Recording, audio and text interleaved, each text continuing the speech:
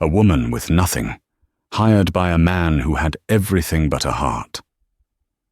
Jessica Reed was an orphan, desperate for any work, even on the infamous Barbed Sea Ranch, a place run by the ruthless Gideon Cole, a man whose heart was as cold and unforgiving as the Wyoming winter. The entire territory warned her away, but she had no choice. She took the job, unaware that her task wasn't just to clean his stalls, but to confront the ghost that haunted him. She expected cruelty, but she never expected the devastating secret that fueled his rage, or the betrayal that would try to burn them all to the ground. The wind in Jericho Springs had teeth. It bit at Jessica, Jessie, Reed's face, pulling tears from her eyes that froze almost instantly on her cheeks. At 19, she was an orphan twice over, first by birth, and now by the closure of the grim Eastern orphanage that had finally cast her out.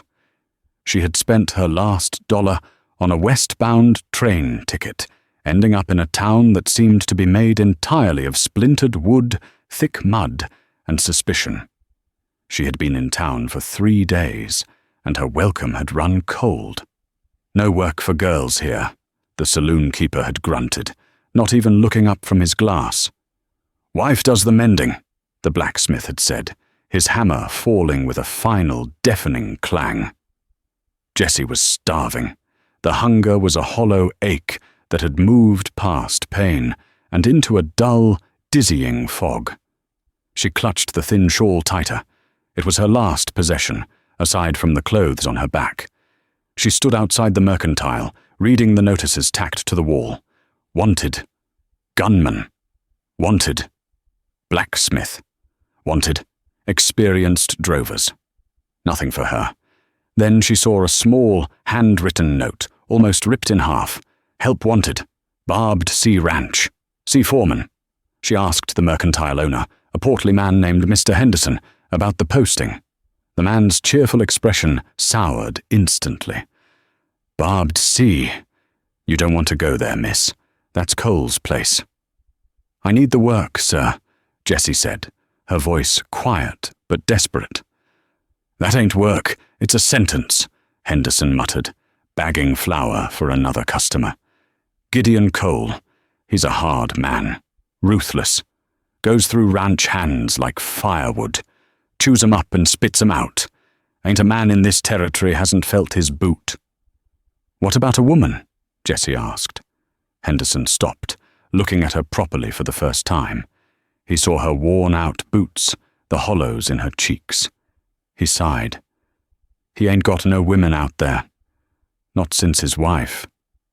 Well, that's his business. He won't hire you. And if he does, you'll wish he hadn't. Jessie's pride stung, but her hunger was sharper. Which way is it? He pointed north. 5 miles. It's the only ranch big enough to block the sky. You'll see the brand, a sea wrapped in wire. You walk onto that land, miss. You're on your own. The 5-mile walk was a brutal test. The wind was a physical force, shoving her backward. Twice, she nearly turned back. But the thought of freezing to death in a ditch by the road was less appealing than being yelled at. At least being yelled at was warm. She finally saw it. Henderson was right. The Barbed Sea wasn't just a ranch, it was an empire. It sprawled across the valley floor, a massive, stark white ranch house standing like a sentinel, surrounded by the largest barns and corrals she had ever seen. But there was no life to it. No smoke from the chimney, no one laughing in the yard. It was silent, functional, and cold. She walked into the main yard, feeling like a field mouse in an eagle's nest.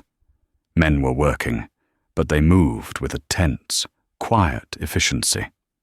They saw her, their eyes lingering for a moment, surprised before they quickly looked away, as if afraid of being caught observing. "You lost, girl?" a voice barked.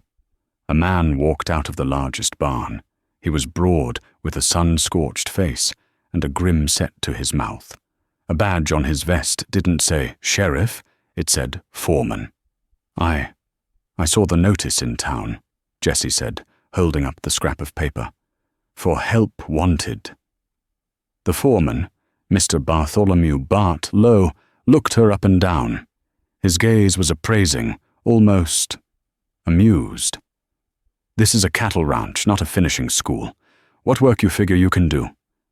Anything, Jessie said, her voice shaking from cold and nerves. But she held his gaze. I can clean. I can cook if you need it. I can mend clothes.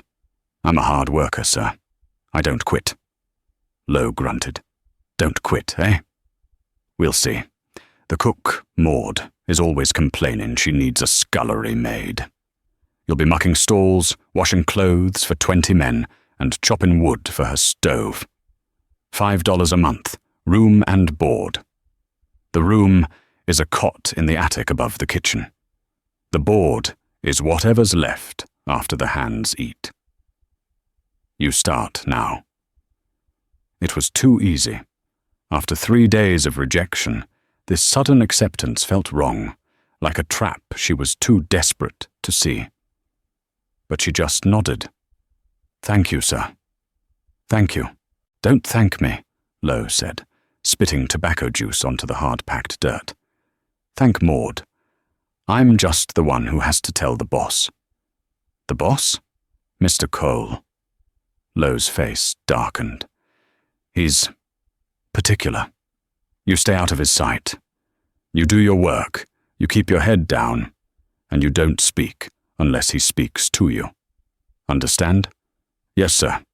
Lowe! The voice that cut across the yard was like a razor.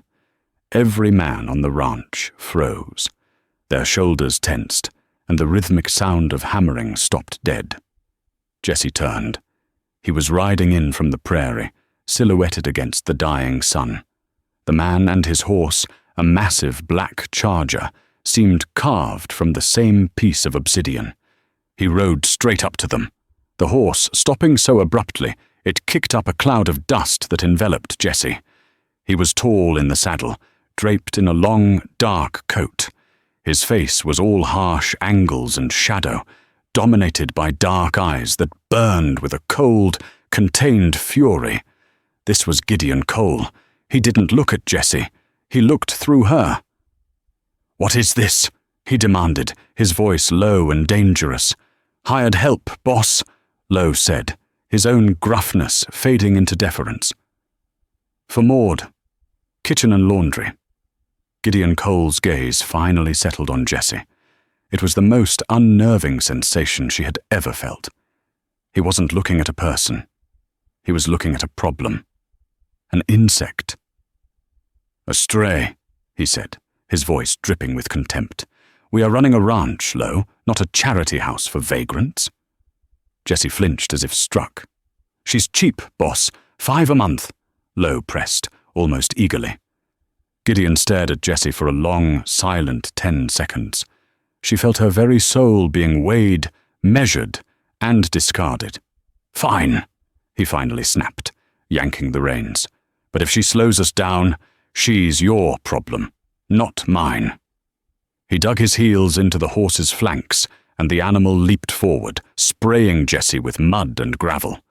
He rode toward the big house and disappeared inside, slamming the massive oak door behind him. The sound echoed across the yard like a gunshot. Jessie stood trembling, her face splattered with mud. Bart Lowe just grunted. "Well, welcome to the Barbed Sea, girl. Go find Maud in the kitchen, and I'd advise you to wash your face. He hates messes." The Barbed Sea was not a home. It was a machine. It operated on a schedule dictated by the sun and enforced by the silent, brooding presence of Gideon Cole. Jessie's room was just as Lowe had described, a cramped, dusty cot in the low-ceilinged attic above the kitchen. It was cold, but the small chimney pipe that ran through it from Maud's stove below offered a faint, lingering warmth that was the only comfort she had. Her days were grueling. a 16-hour blur of tasks designed to break her. She was up before dawn, hauling water and firewood for the kitchen. She served breakfast to the 20 silent ranch hands who ate with their heads down, shoveling food into their mouths as if speed were a virtue. They never spoke to her, and they never, ever spoke to each other if Gideon Cole was in the room. The ranch's cook, Maud Peters, was a woman as sturdy and unyielding as a cast-iron skillet. She was in her 50s, with grey hair pulled into a tight, severe bun and hands raw from work. For the first week, Maud barely spoke to Jessie, communicating only in grunts and by pointing at the next task. "Scrub," she'd order, pointing at the mountain of greasy pots. "Haul," she'd command, motioning to the empty wood box. But Jessie just worked. She scrubbed until her knuckles bled. She hauled water until her shoulders screamed. She washed the men's heavy, filthy clothes in tubs of scalding lye soap water, her hands cracking open in the cold. She never complained. She just worked, her head down, just as Lowe had instructed. Gideon Cole was a ghost with spurs. He was everywhere and nowhere. He'd appear in the stable doorway as she mucked a stall, his shadow falling over her, and he'd watch. He wouldn't speak. He would just stand, his presence a heavy weight, judging her every movement. Then, as suddenly as he'd appeared, he'd be gone. The silence he left behind was louder than any shout. The men on the ranch were terrified of him. One evening, a young ranch hand named Sam accidentally spilled a cup of coffee near Cole's boots. The entire mess hall went deathly silent. Sam turned white. Gideon didn't raise his voice. He just looked at the puddle, then at Sam. "Get out," he said, his voice a lethal whisper. "Sir, I'll clean it. I mean, get off my ranch. Now." "But Mr. Cole, it's dark. My pay." "Lowe, pay him half and see he's off my land." Lowe, who had been eating, stood immediately. "Yes, boss." Sam, trembling, was escorted out into the freezing night, banished for a spilled cup of coffee. Jessie, clearing plates, watched it all. She learned that night that ruthless wasn't an exaggeration. It was a rule. Jessie's first direct confrontation happened 2 weeks into her employment. Lowe, perhaps to test her, or just out of casual cruelty, found her in the laundry shed. "Done with that?" he asked. "Yes, Mr. Lowe, just need to hang it." "Good. The fence on the south pasture, near the creek, is down.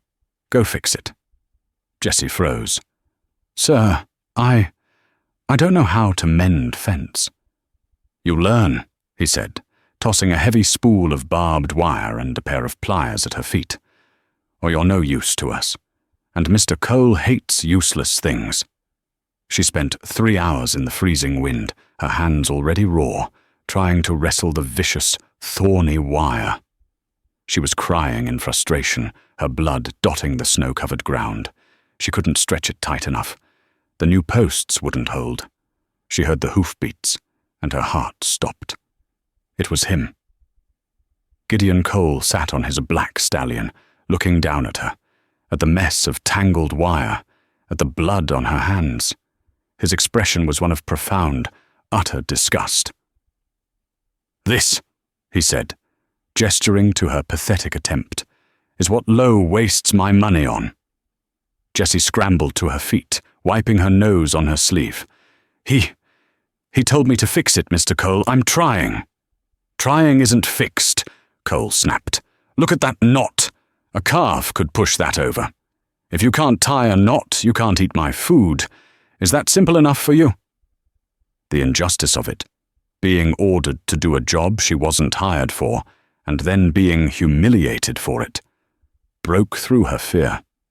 "I wasn't hired to tie knots, Mr. Cole," she said, her voice shaking but clear. "I was hired to muck stalls and wash laundry, and I've done it. I've done it all. This is ranch work." "It's all my work," he snarled, swinging down from his horse. He strode over, grabbed the wire from her, and in 2 violent, efficient motions stretched it taut and tied a perfect, brutal knot. "That's how it's done. Now do it again, 100 times. And if I come back and one of them is loose, you can walk back to whatever gutter you crawled out of." He towered over her, expecting her to cower, but Jessie, though trembling, held her ground. Her chin was up, and tears of pure rage and cold stung her eyes. "I'm learning, Mr. Cole," she said, her voice tight. "You don't have to be cruel about it." Gideon froze. No one spoke to him like that. No one dared. He looked at this half-starved, freezing girl who was staring back at him, not with the terror he was used to, but with simple, defiant exhaustion. He saw the blood on her hands. He saw the chapped skin on her face. And for the first time, something in his iron-clad certainty wavered. He was stunned by her defiance. It was the first time in 5 years anyone had looked him in the eye and not flinched. He said nothing. He just held her gaze for a beat too long, his own eyes unreadable. Then, without a word, he swung back onto his horse and galloped away, as if fleeing the conversation. Jessie sank to her knees, her body overcome with adrenaline. She had done it. She had talked back to Gideon Cole and lived. She finished the fence, her fingers numb, but her knots were tight. When she returned to the kitchen that night, long after dark, she was sure she'd be fired. She walked in, ready for Lowe to tell her to pack. Instead, Maud Peters was waiting by the stove. The kitchen was warm. A plate of thick beef stew and fresh bread sat on the table. Jessie stared at it. "Eat," Maud said, not unkindly. "You look like a ghost." Jessie sat down and ate, the food so good it made her cry. "He's a hard man, Mr. Cole," Maud said quietly, sitting across from her. "But he wasn't always.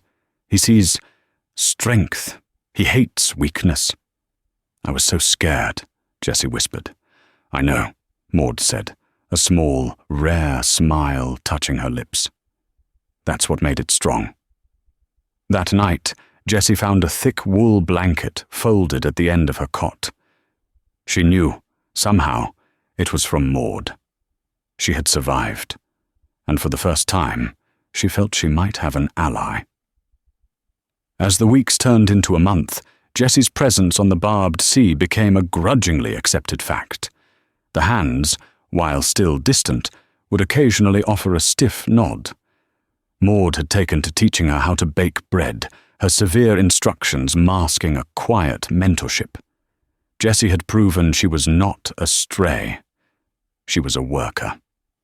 Her relationship with Gideon Cole, however, remained a tense, silent battlefield. He watched her. He would criticize her work, the way she swept the porch, the way she stacked the firewood, but his criticisms lacked the venom of that first day on the fence line. It was as if he was testing her, pushing her to see if that spark of defiance would ignite again. Jessie simply met his critiques with quiet competence. "Yes, Mr. Cole, I'll fix it." But there was one part of the ranch that was off limits, one place where Gideon's cold anger turned into something darker, something volatile. At the far end of the main stable was a large, double-reinforced stall, and inside it lived a ghost. It was a magnificent buckskin stallion, golden with a black mane and tail, but it was wild, vicious. It would scream and kick the walls if anyone approached. The hands called him Tempest. "Don't go near him," Pete, one of the older hands, warned her one day when she was mucking the nearby stalls. "He's pure poison. He nearly killed a man last year. Boss is the only one who feeds him, and even he don't go inside. Just drops the hay and water over the top." "Why does he keep him?" Jessie asked, watching the beautiful, troubled animal pace. Pete shrugged. "No one knows. Boss just says he's a reminder." Jessie, who had always felt a kinship with broken things, couldn't stay away. She had grown up friendless, And this horse felt the same, trapped and angry at the world. When she knew Cole was gone, riding the range, she would slip into the barn. She would stand 10 feet from the stall and just talk. "You're not poison," she'd murmur, her voice low and soothing. "You're just lonely. I know what that feels like. Everyone here thinks I'm a stray, and they think you're a monster." At first, the horse would charge the stall door, baring its teeth. But Jessie was patient. She just stood, day after day, letting him rage. After a week, he stopped charging. He just watched her, his ears pricked, head high. The next week, she brought a stolen apple from Maud's kitchen. She rolled it, very slowly, toward the stall. Tempest snorted, eyeing the apple, then her. He stomped, but he didn't charge. He eventually lowered his head and nudged the apple, taking a bite. She was there one afternoon, sitting on a hay bale, humming a tune she remembered from the orphanage, and Tempest was standing calmly at the stall door, listening. "I told you to stay away from him." The voice was ice. Jessie spun around. Gideon Cole was standing in the barn aisle, his face a mask of such pale, cold fury that Jessie's blood ran cold. It was a rage that went beyond anything she had seen. It was personal. I was just... "He's not a pet," Gideon roared, crossing the distance in 2 strides. He grabbed her arm, his fingers biting in like a steel trap, and hauled her to her feet. "He's a killer! What part of that don't you understand? Are you stupid or just suicidal?" "I'm not," Jessie cried out, pain and fear making her bold. "He's just a horse. He's scared." "He's a murderer," Gideon shouted, his face inches from hers. "He's earned his isolation. He deserves to be alone." "No one deserves to be alone," Jessie yelled back, the words tearing out of her own lonely heart. "Not even you, Mr. Cole. He's not poison. He's just in pain. Like you." The words hung in the dusty air. The ranch hands, drawn by the shouting, had gathered at the barn door, their faces pale and shocked. No one had ever yelled at the boss. Gideon's grip on her arm tightened, and for a terrifying second, Jessie thought he was going to strike her. His whole body was shaking with a rage that seemed bottomless. Tempest, sensing the violence, suddenly kicked the stall door with a deafening crash. The sound broke the spell. Gideon released her, shoving her back so hard she stumbled and fell into the hay. He stared at her, breathing hard, his eyes wild. Then, without a word, he turned and stalked out of the barn, shoving past his stunned employees. Jessie was left shaking on the floor, crying. Maud Peters rushed in, helping her up. "Are you all right, child? What were you thinking?" "I was just trying to be kind," Jessie sobbed. Maud sighed, guiding the trembling girl out of the barn and toward the kitchens. The hands dispersed, whispering. When they were inside, Maud poured Jessie a cup of water. "You have to understand," Maud said, her voice low. "You didn't just touch his horse, child. You touched his grief." Jessie looked up, confused. "Tempest." "That was his wife's horse," Maud said quietly. "Meredith Cole. She was the light of this place, the opposite of him. Kind, full of laughter. She loved that horse, raised him from a foal, said he was all spirit." Maud paused, her own eyes misting. "About 5 years ago, she was riding him. No one knows what happened. A rattlesnake, a spook. They found her in the canyon. Her neck was broken. The horse was standing over her, wouldn't let anyone near. It took Gideon 3 days to catch him." Jessie felt the air leave her lungs. "He brought the horse back," Maud continued. "And he changed. The laughter in this house died. He locked the horse in that stall, and he locked his heart up with it. He keeps Tempest alive as a punishment, to remind himself of what he lost. When you touched that horse, you were touching his wife's memory. You were forgiving the one thing he can't forgive. Jessie finally understood. The ruthlessness, the cold, the anger. It wasn't hate. It was a wall. It was a monument to a love so deep that its loss had poisoned everything else. "Oh, Maud," Jessie whispered. "What have I done?" "I don't know, child," Maud said, patting her hand. "I truly don't know. But you're the first person to make him feel anything in 5 years. And I don't know if that's a blessing or a curse." Gideon Cole avoided Jessie for 3 days. He took his meals in his study, and she only saw him riding out at dawn and returning after dusk, a dark spectre against the purple twilight. Jessie, for her part, was terrified. She had crossed a line she hadn't known existed, and she expected every day to be her last on the ranch. But she wasn't fired. On the 4th day, the fragile peace of the barbed sea was shattered by a new threat.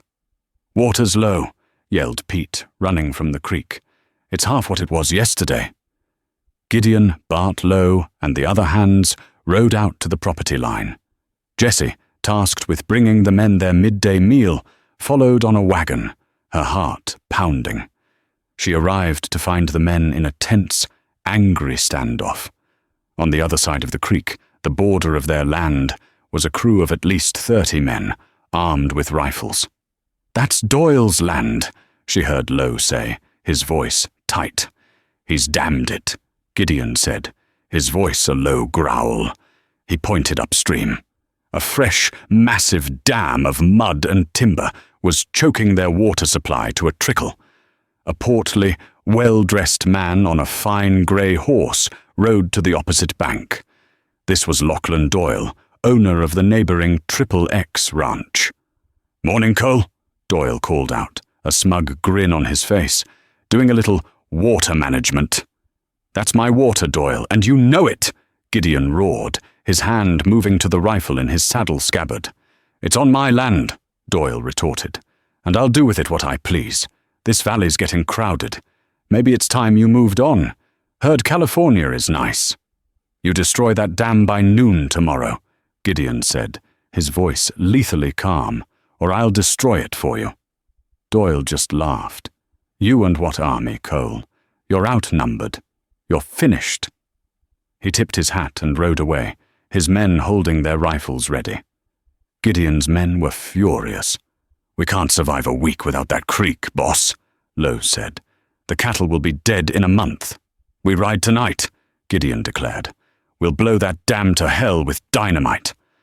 "That's war, boss," Pete said, his face pale. "Doyle's got 3 times the men.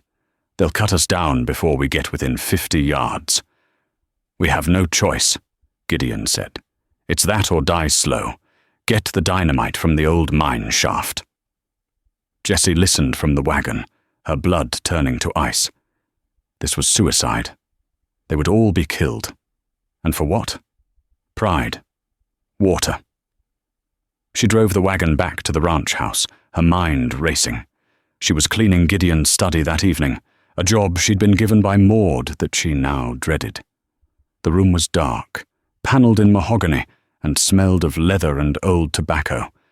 It was the heart of the man himself. As she dusted his massive desk, her eyes fell on a set of rolled maps. She knew she shouldn't look, but the desperation of the situation made her bold. She unrolled one. It was a detailed topographical map of the barbed sea. And then she saw it.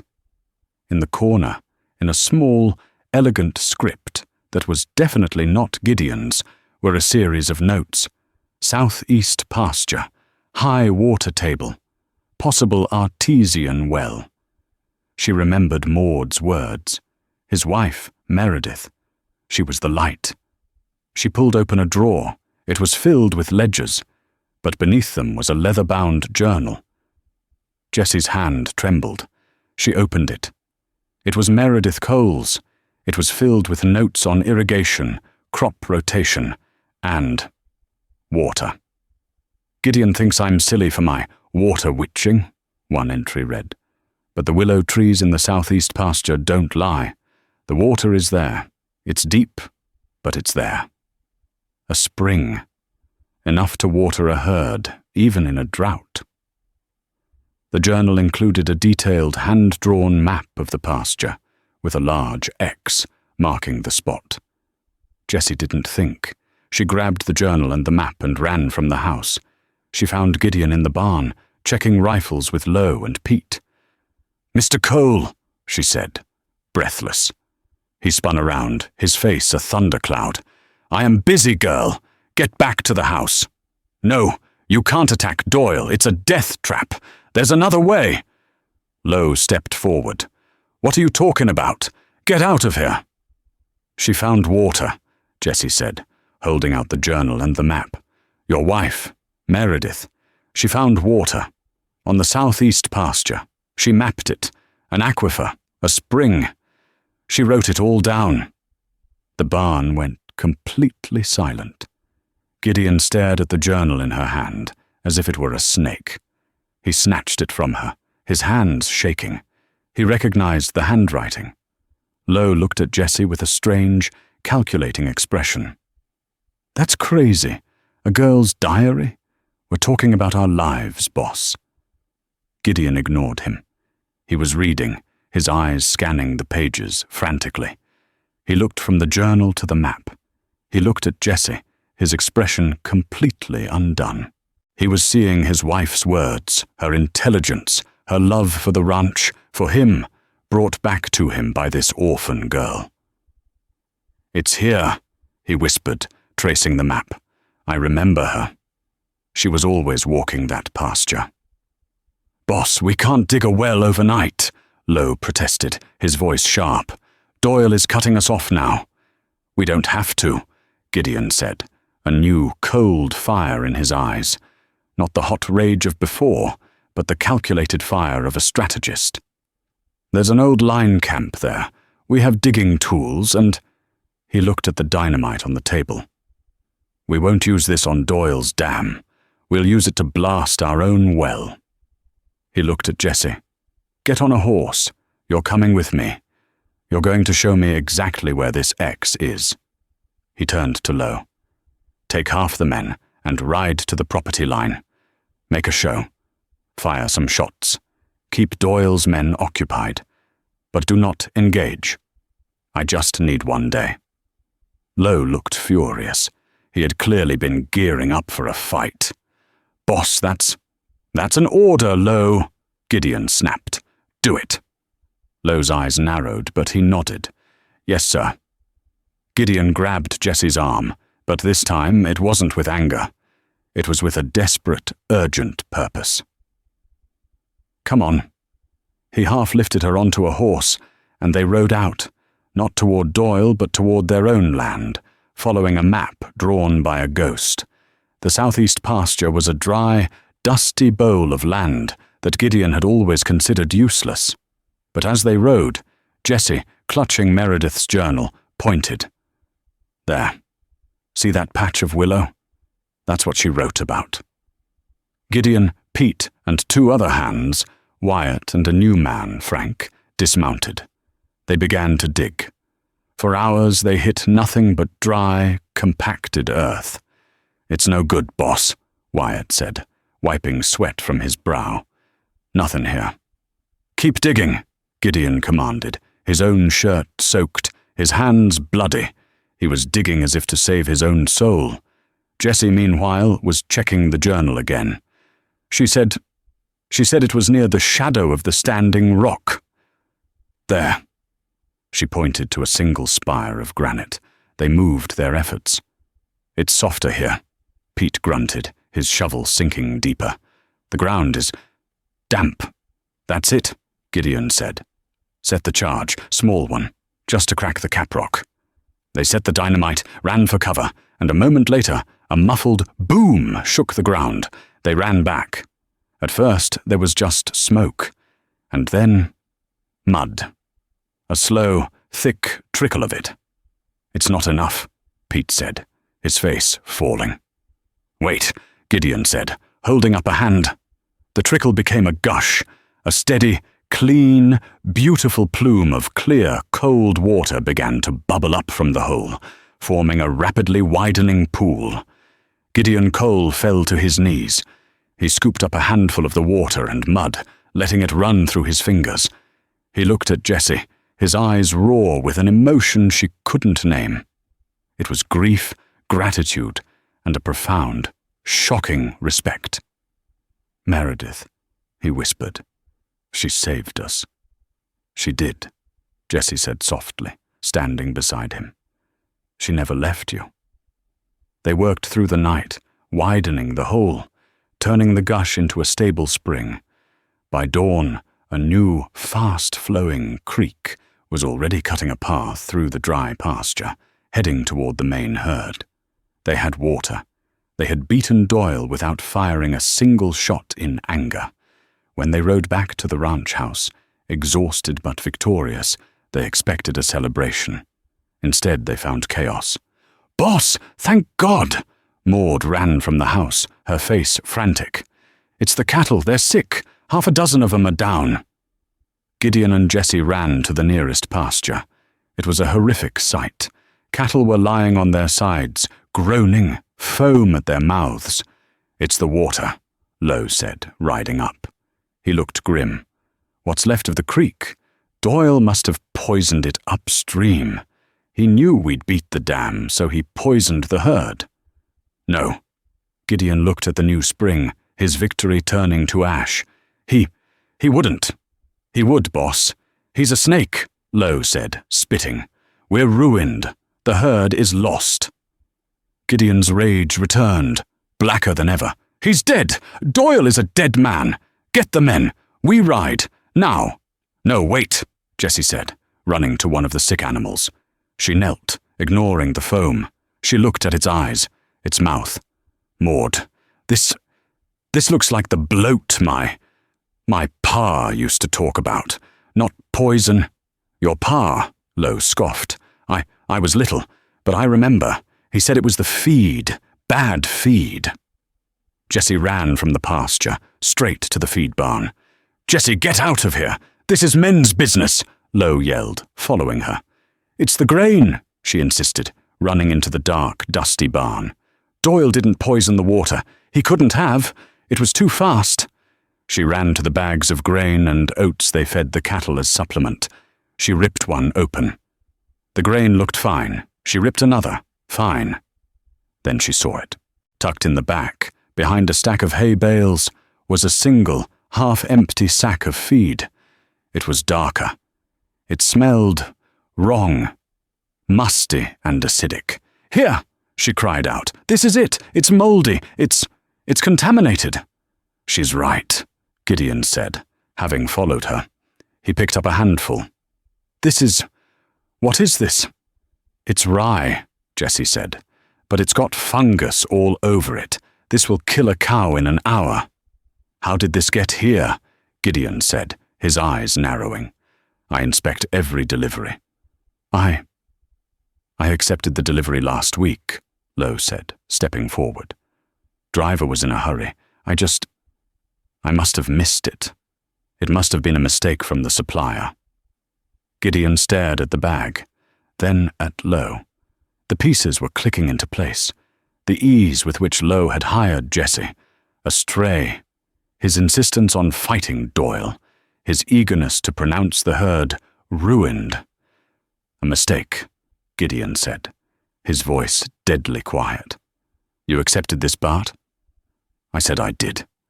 "It was an accident," Lowe said, his hand hovering near the pistol on his hip. "Funny," Gideon said, "because this isn't our supplier.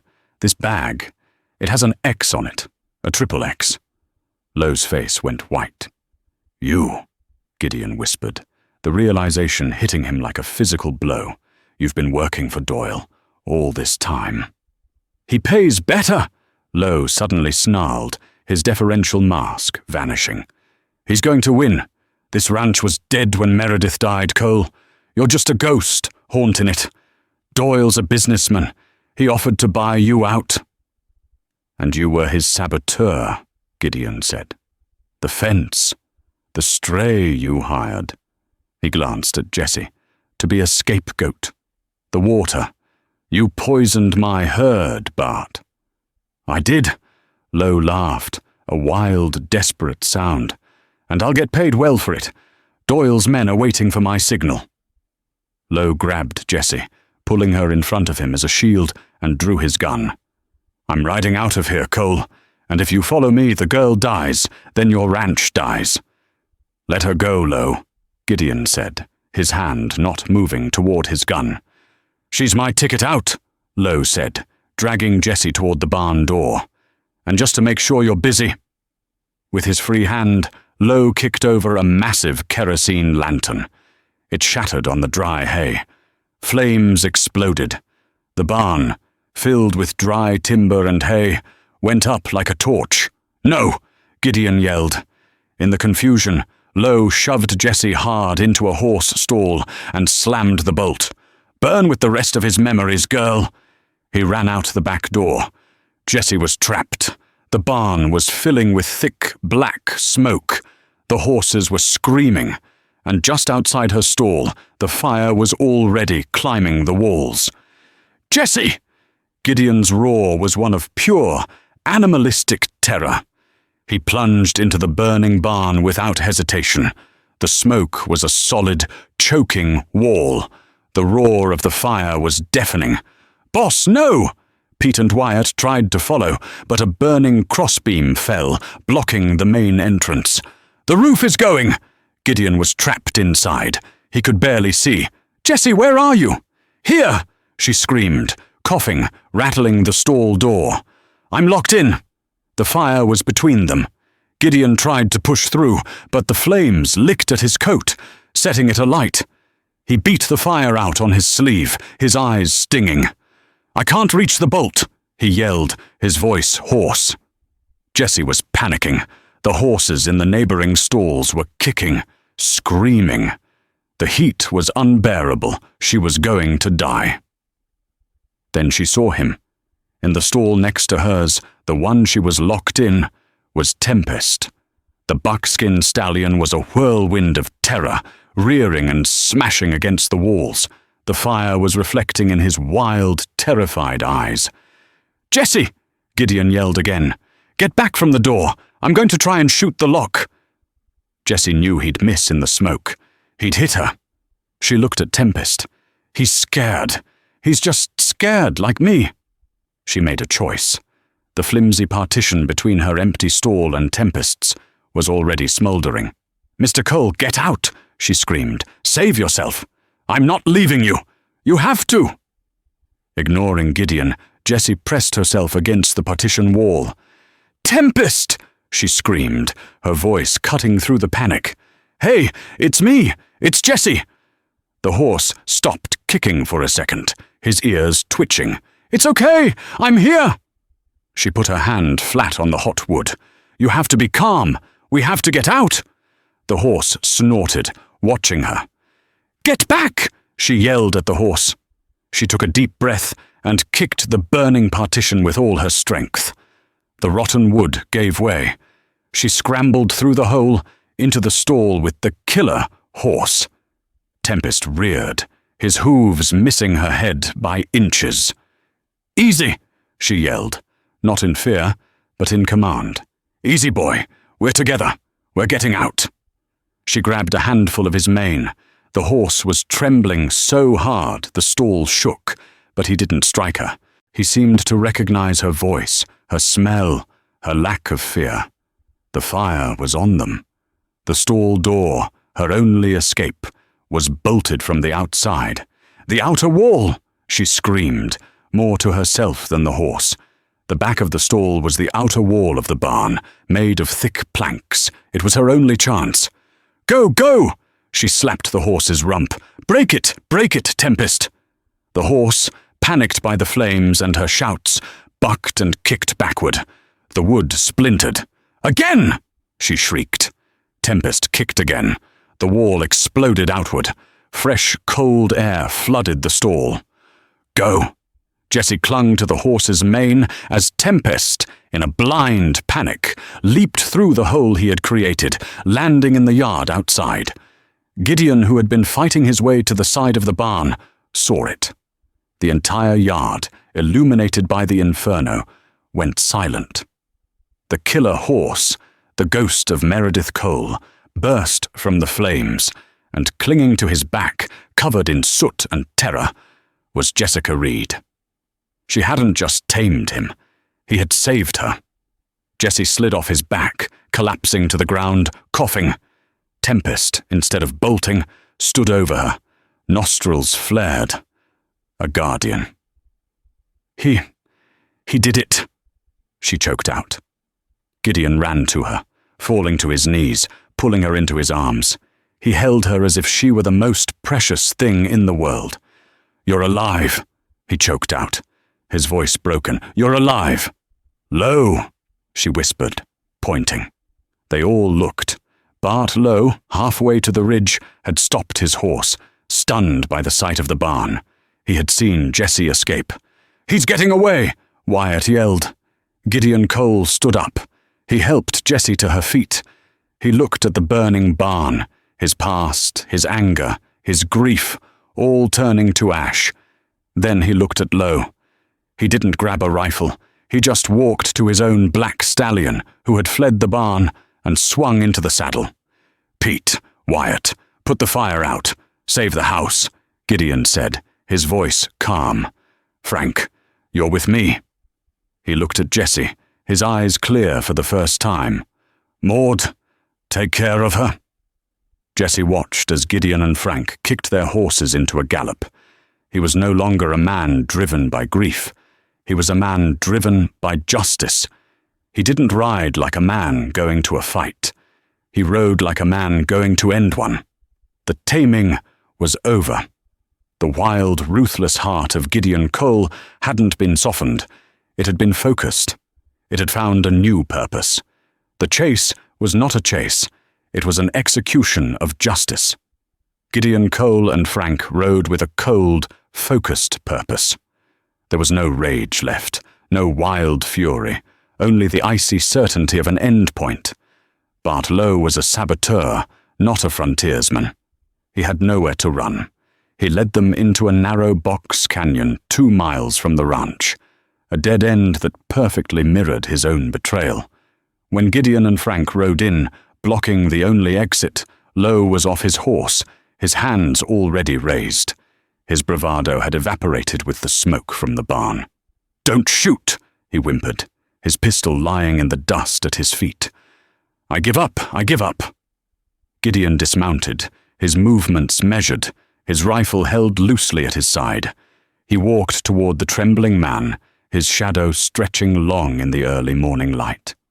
"You poisoned my cattle, Bart," Gideon said, his voice quiet, echoing in the narrow canyon. "You tried to murder an innocent girl. You burned my barn. You destroyed 5 years of work. For money." "Doyle," Lowe babbled, crawling on his knees, his face a mask of pathetic terror. "Doyle made me. It was all him. He said he'd ruin me if I didn't. He offered me a bonus for the herd." "You'll tell that to the marshal," Gideon said.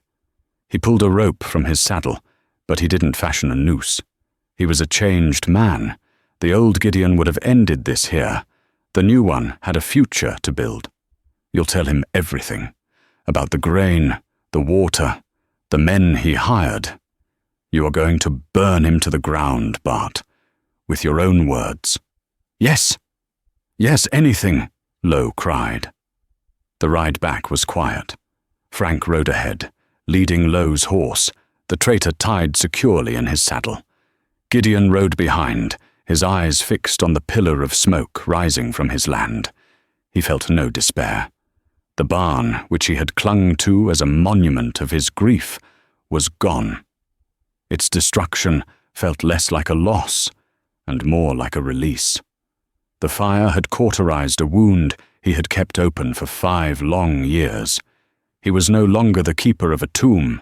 He was the owner of a ranch that needed rebuilding. He rode into the yard to a scene of grim exhaustion. The fire was out, reduced to a massive black, smouldering square where the barn had stood. The house and outbuildings were safe, their wood stained with soot and water. Pete, Wyatt, and the other hands were slumped by the water trough, their faces black, their bodies sagging with fatigue. Maud was on the porch, her arms crossed, watching him, and sitting on the top step, wrapped in one of Maud's thick wool blankets, was Jessie. She was staring at the ruin, her expression unreadable. She looked up as he dismounted. Gideon nodded to Pete. Lock him in the root cellar. Give him water, but no food. The marshal from Cheyenne will be here by tomorrow night. Pete, too tired to speak, just nodded and hauled the disgraced foreman away. Gideon walked through the yard, the stench of wet ash heavy in the air. He stopped at the porch, looking at Jessie. Her hair was singed at the ends, her face streaked with soot. She looked impossibly small, yet she was the only reason any of this was left. He sat down on the step next to her, not touching, but close.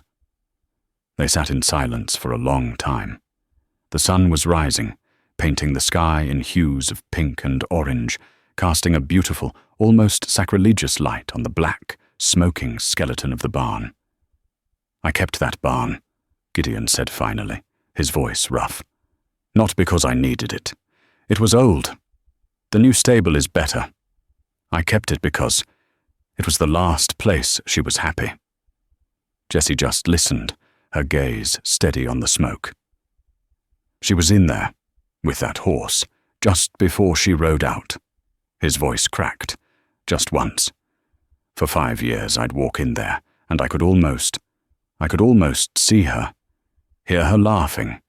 She was telling that fool horse he was all spirit, and he shouldn't let anyone break him. He picked up a piece of charred wood, turning it over in his hands. So I did the opposite. I tried to break him. I kept the horse to punish him for what he did. Or maybe I was just punishing myself for not being there. He let the wood fall.